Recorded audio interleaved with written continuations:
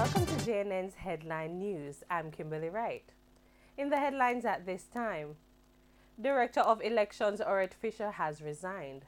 JNN News understands that all has not been well at the Electoral Office of Jamaica for Mr. Fisher.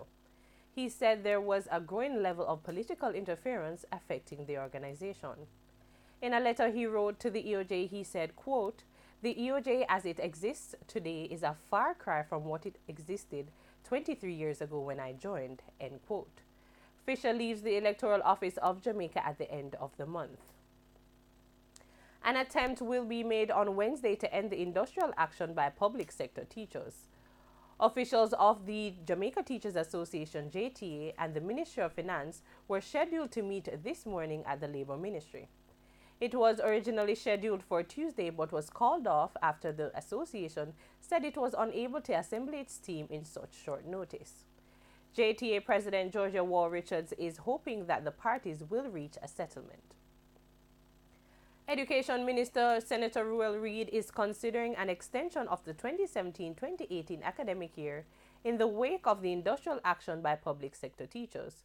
Scores of teachers have been off the job since Monday in protest against the government's wage offer.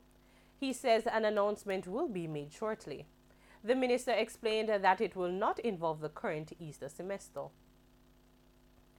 A man was shot and killed along the Maxfield Avenue in the vicinity of Chisholm Avenue on Tuesday night. Reports are that around 7 p.m., 35-year-old Kemar Waugh from the nearby Ricketts Crescent was returning from the bus stop where he had just accompanied a female friend. He was reportedly accosted by men who shot him several times before escaping in a motor car.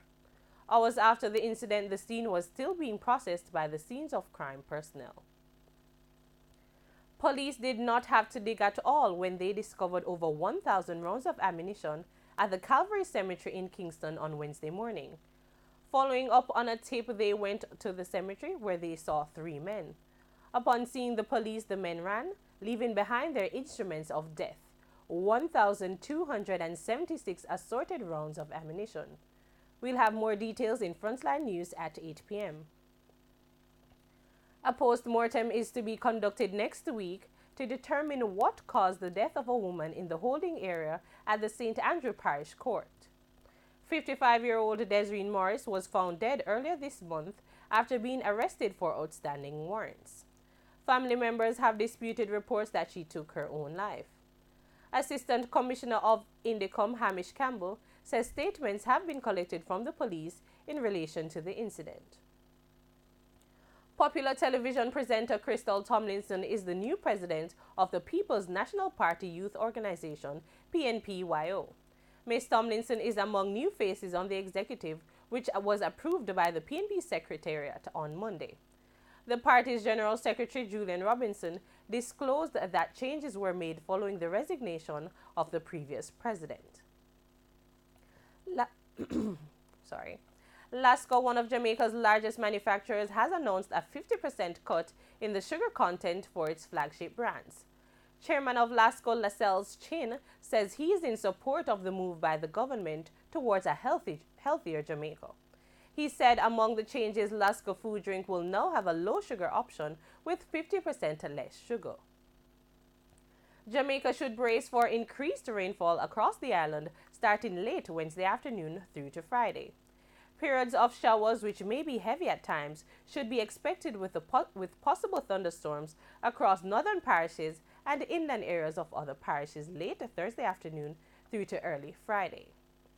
In international news, students from nearly 3,000 schools walked out of classes on Wednesday to demand stricter gun laws and an end to school massacres. This after last month's Florida shooting. The national school walkout started at 10 a.m. and will continue across the country at 10 a.m. in each time zone.